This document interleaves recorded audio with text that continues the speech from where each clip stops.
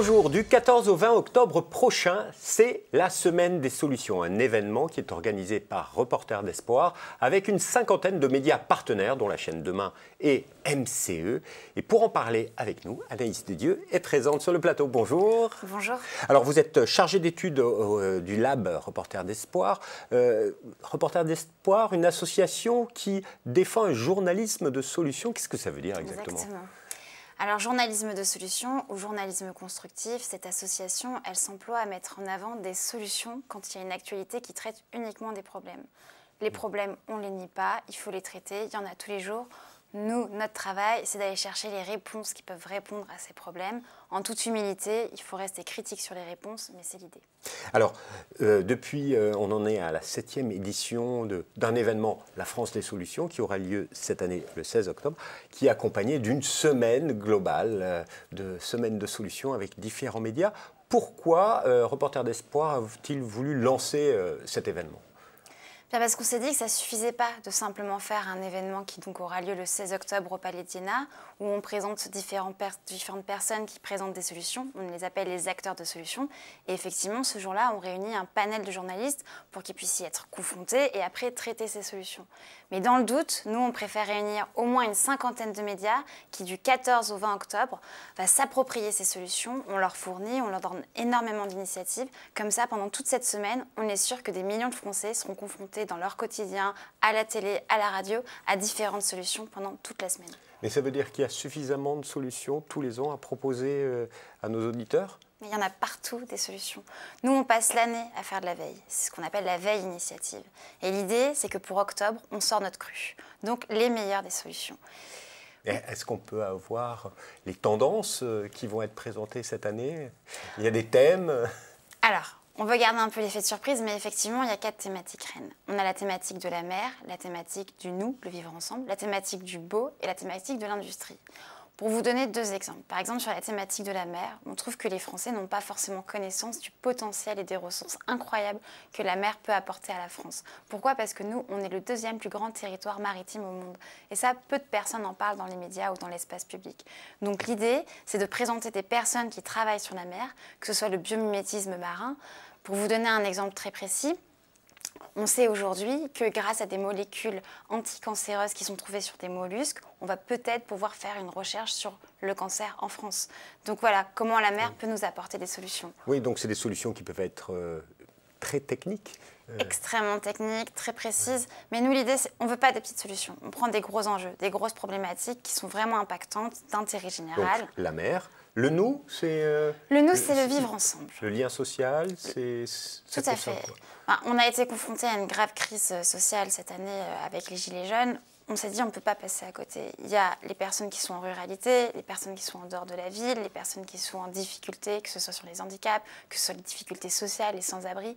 Qu'est-ce qu'on fait pour créer un récit mobilisateur pour qu'on puisse faire unité tous ensemble? Quelles sont les associations, même les entreprises qui arrivent à mettre des choses en place? Voilà, parce que ces solutions sont portées par des associations, mais également par des entreprises. Tout à fait.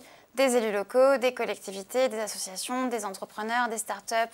On est vraiment on est ouvert à tout et puis surtout, on a besoin de tout le monde pour créer des solutions. Donc, la mer, le nous, le beau. Le beau.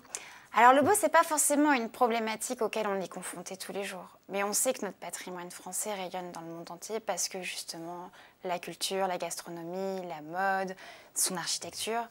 Or, aujourd'hui, ce beau est confronté à des mutations écologiques. Typiquement, les Français mangent de moins en moins de viande. Comment on fait pour garder une gastronomie à la hauteur de sa réputation? Quel sera le bœuf bourguignon de demain? Si les Français ne mangent plus de foie gras, admettons, comment on va faire rayonner notre réputation à ce niveau-là? Ou encore l'architecture haussmannienne. Il va falloir innover demain. Quelle architecture va garder l'image de la France dans le monde entier à la hauteur? Il y a aussi la préservation du patrimoine français où il y a plein de choses encore à inventer pour le sauvegarder. Donc, le nous, la mer, le beau et l'industrie. L'industrie qui est quand même un secteur qui a été en souffrance en France pendant de longues années. Qu'il est, il ne s'agit pas du tout de le nier. Mais l'industrie, ce n'est pas uniquement des délocalisations. L'industrie aussi, c'est des entreprises comme Seb qui a décidé que tout son électroménager sera désormais réparable. Donc, il veut contourner l'idée d'obsolescence programmée. Voilà, ça, on n'en parle pas. Mais c'est ce que Seb a décidé de faire pour s'engager, de faire quelque chose de plus constructif. Et ça, c'est une des solutions Oui. qui pourraient être proposées par Reporters d'Espoir et que vous avez identifiées cette année. Tout à fait. Une entreprise qui forme 3000 réparateurs pour être sûre que ce qu'elle va vendre pourra être réparé et non plus jeté, ça correspond à ce qu'on attend en termes d'exigences écologiques. Et ça reste un leader de l'industrie. Donc oui, ça sera identifié comme tel.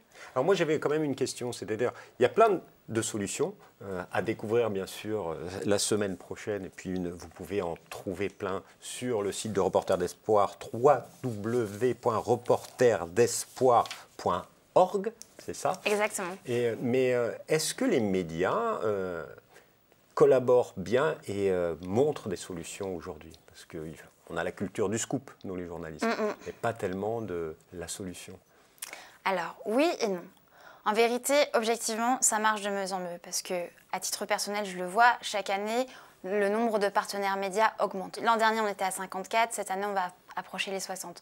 Donc oui, sur les chiffres, mais ça c'est bien augmente. beau de se mobiliser pendant une semaine. C'est tout au long de l'année qu'il faut se mobiliser. Est-ce que les médias franchissent le cap aujourd'hui? Oui, on peut dire oui. Alors effectivement, il y a toujours cette culture de faire le buzz, du scoop, de l'immédiateté, qui reste un petit peu problématique. Et puis surtout, le cliché de la bonne nouvelle. Celui auquel on va dire, oui, le journaliste de solution, c'est bien gentil, mais ça nie les problèmes. Donc nous, on s'emploie à toujours à expliquer qu'il ne s'agit pas du tout de nier les problèmes, mais d'apporter une complémentarité avec une solution. Donc ça, c'est une forme de lobbying qu'on fait au quotidien auprès des rédactions. Mais il y a un autre élément qui intervient aujourd'hui, c'est le business model. C'est-à-dire que le fait est de présenter un problème plus une solution sur une actualité, ça engage le lecteur, ça engage le téléspectateur. Et par des études très concrètes que nous, on fait au Lab de Reporters d'Espoir, on peut montrer que l'engagement qui est suscité, il est supérieur que lorsqu'on traite un sujet uniquement avec un problème. Les gens ont envie de partager sur les réseaux sociaux, d'en parler autour d'eux et s'intéressent plus au sujet derrière. C'est ça le message à faire porter, c'est les Français veulent voir des solutions sur nos médias. Une chose est sûre, c'est que quand on présente une actualité en montrant une forme d'espoir ou d'alternative ou une potentielle réponse qui peut exister à un problème, l'envie d'agir est plus présente que quand on ne le fait pas. Donc, je répète, du 14 au 20 octobre, sur plein de médias, vous aurez plein de solutions à découvrir. Et puis le 16, une soirée spéciale. On peut s'inscrire encore, il y a de la place? Bien sûr, vous pouvez vous inscrire, c'est à partir de 19h30 au Palais d'Iéna et on vous réserve plein de surprises. Anaïs Delieu, merci beaucoup. Merci pour votre invitation.